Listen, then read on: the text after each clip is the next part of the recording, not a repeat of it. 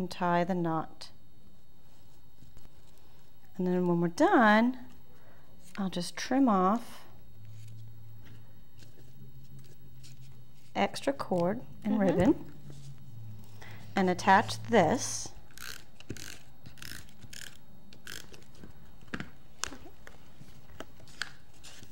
to our base.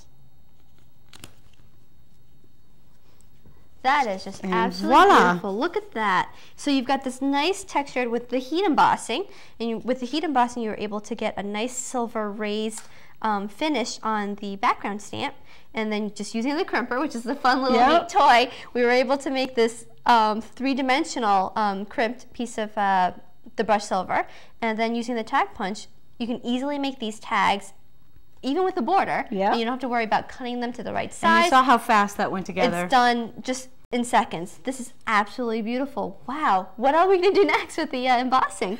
So now we're going to do something called color embossing, right? Yes. Now we're going to do some embossing with colors. Now, to get the same effect that we did with the silver in color, we're going to use our Stampin' Craft ink pads, which are pigment inks. Okay, instead of the Versamark. Instead of the Versamark. Okay. They come in all 48 of the Stampin' Up! Colors.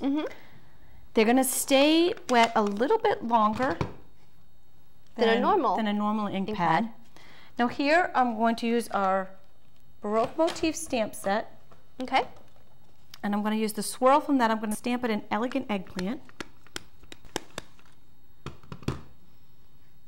And I'm just going to stamp straight down. Okay, so I can see that it's still shiny because it's a little wet. Yeah, it's still a little wet. And then I'm going to take just a couple accent pieces with the old olive. You can just randomly place them anywhere. Exactly. I'll stamp. Then I'm going to take our powder pal tray again, and we're going to use some crystal clear embossing powder. Okay. So now we have our crystal clear embossing powder. I'm going to pour that. Okay, so now it's all white. It is white. Comes out. We just want to get any extra off here. The flick, I call it. Okay, so you can still see the color, but it's still see it a little bit. Now the trick is when I bring the heat embossing in with the gun.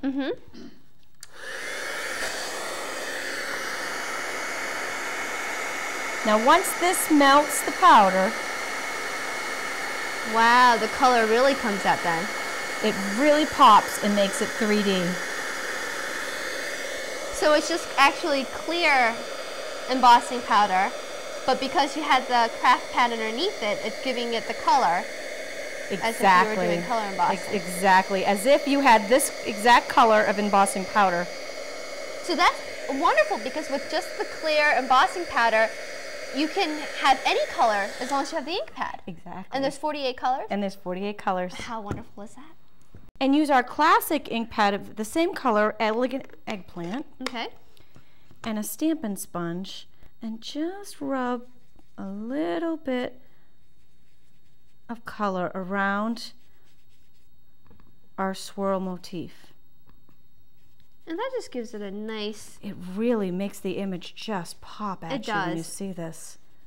It also makes it nice and rustic. It's just really pretty. And for a final step, I'm going to just flick the edges again with the ink pad. Look at that. So that gives us the internal image. Now, what are these little things that are on the flowers? Those are brads. Okay. And they're very, very simple embellishments. They look fabulous, especially here. They just really pull this project together. These are our vintage brads from Stampin' Up. And I'm taking the 1/16 of an inch hole punch. Okay. And I'm punching a hole in the center of each of these old olive flowers. So we have just tiny holes there. Now there are some other colors in here. There's silver and there's black and there's like a pewter. Okay. I'm going to take the antique brass because I just think it looks fabulous with this project. Look how easy that is. And how do you... Just spread the back. Oh, look at that. It's those tiny little details that just really give the card something special. So simple. So you've got the nice little 3D shiny effect with the color embossing, and then with the brads, it just gives it a nice element to this card that makes it really look professional. Yeah. And then all we need for this is to take our snail, Okay. our double-sided tape, and we're going to stick it to a layer of old olive, cut just a hair bigger than our original piece of craft cardstock that we're using. So it gives it a nice little border. The elegant eggplant, which is the same color that we used, and this will be our card base.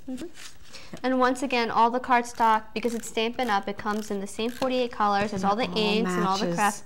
And you can just see what a difference it makes on this card right here to have these colors pull together. Look at that. So we've learned how to use regular heat embossing and then color embossing. That's colored embossing. How easy is that?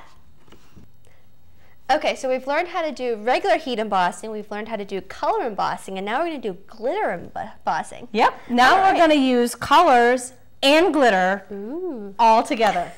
And this is done very much like our last one using our craft pads. And the difference being, instead of the crystal clear embossing powder, we're going to use one of Stampin' Up's embossing powders called iridescent ice. Okay. Now you guys probably can't see this on TV, but it looks like it's just like this glitter along with the white powder, and I think that's what's going to give the sparkly. Exactly. All right, let's see it. Okay, so now we're going to start with our greeting. This one's my dear, kind, and wonderful friend. Ah. And we're going to stamp it in some chocolate chip ink. Chocolate chip. And then, I know, don't these colors just make you hungry? And then what I'm going to do from here is randomly stamp the images. Now here I've got a really whimsical stem. And then, so this stamp set is called Doodle This. Okay. And now the beauty of rubber stamping is you don't have to always be on the line. You can go off the side of the paper. And I am purposely stamping this off the edge. I want it to look random, and I want it to have that look of motion.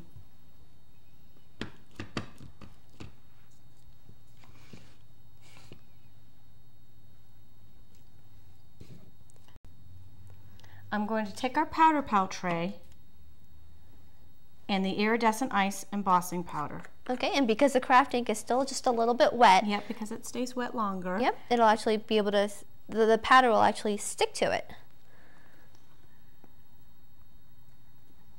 And then I'm just going to flick off the extra. See, that's just really nice. I wish you can see this, but it's just it's iridescent, it's this little glitter, and it just adds that little something that you're wondering, oh my goodness, now did they actually make this themselves? And if so, how? Let's show you. Okay.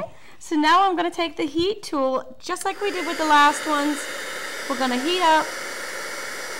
And you can just sort of see is once the powder melts a little, the color just becomes just a little that much brighter. Yeah, you can see it really melting in.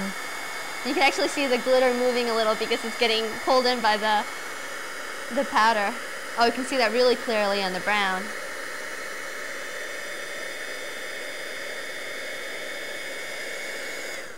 Voila. Look at that. I'm going to take a corner punch from Stampin' Up called the ticket corner, again upside down, and I'm just going to pop out all 4 corners. Okay.